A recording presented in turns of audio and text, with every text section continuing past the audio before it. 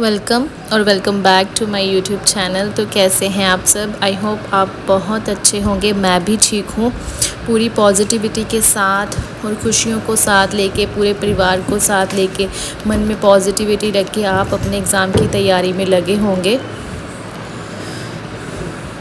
सबसे पहले तो आप सभी को सॉरी कि आज मेरा व्लॉग इतना लेट आ रहा है ड्यू टू अनअवॉइडेबल रीज़न। तो फिर भी इस चीज़ को मैं काम की तरह लेती हूँ, तो मैंने पूरी कोशिश की है कि नहीं, चाहे लेट ही, पर मुझे डेली के डेली व्लॉग डालना ही है। इससे मुझे खुद को मोटिवेशन मिलती है, खुद को अच्छा फ़ील होता है।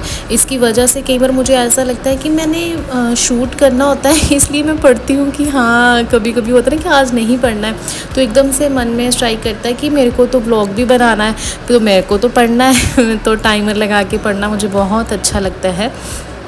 तो इस दिन मैं ना सुबह 5:30 उठी थी और पूरा दिन सभी रिस्पॉन्सिबिलिटीज़ के साथ, बच्चे के साथ मेरी पढ़ाई चली। इस दिन थोड़ा मैं कम पढ़ पाई, इसलिए मैंने इस दिन रात को लंबे समय तक पढ़ाई की। तकरीबन 1 बजे मैं सोई थी। तो ये आफ्टरनून का टाइम है। देखिए आजकल तो गर्मी इतनी हो रही है, बट हमारा जो अंदर है, जहाँ पे मेरा स्टडी रूम है जो बेसिकली, वो बहुत ठंडा है। इतनी गर्मी वहाँ पे नहीं लगती है, बट बाहर तो चिलचिलाती धूप होती है।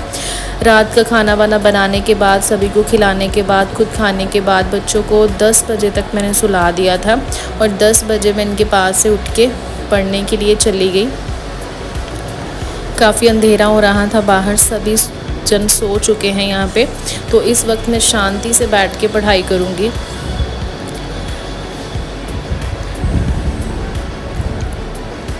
और जो मैं चैप्टर कर रही थी मिक्सचर एंड एलिगेशन मैथ का, वो मैंने कंप्लीट कर लिया है। 3 दिन में मैंने इस चैप्टर को कंप्लीट किया है और ये चैप्टर 6 घंटे का था। और इसकी बीच बीच में मैं रिवाइज़ भी करती थी, रिवीजन भी करती थी इसको, और साथ ही मैं और सब्जेक्ट भी लेती थी। परफेक्शन डेली क्लास करती हूँ मैं, तो सभी चीज़ों को साथ लेके चल रहे हैं। मैं अपनी तरफ से मेहनत कर रही हूँ, आगे चलो जो भी होगा। तो बीच बीच में नींद ना आए, तो इसलिए मैं पानी की बोतल साथ लेके बैठती हूँ। पानी बहुत पीती हूँ। जब भी मुझे लगता है ना मेरे को नींद आ रही है या फिर मेरा दिमाग कम काम कर रहा है, तो मैं झटपट से 1 गिलास बड़ा पानी का लेती हूँ। कभी मैं छोटे गिलास में पानी नहीं पीती, मैं बड़ा आधा लीटर वाला गिलास रखती हूँ अपने पास, उसी में मैं पानी पीती हूँ और एक बार में 1 गिलास पी लेती हूँ। और जब मैं थक जाती हूँ बैठते बैठते, एक्चुअली मेरे दोनों बच्चे सिजेरियन के साथ हुए थे, तो इसकी वजह से ना मेरे कमर में पेन रहता है, काफ़ी ज़्यादा पेन होता है मेरे को। तो बैठते बैठते भी मैं थक जाती हूँ। और जब सर्दियाँ थी तो अपनी चेयर पे ना मैं एक कंबल रखती थी, जिसकी वजह से काफ़ी सॉफ्ट रहती थी।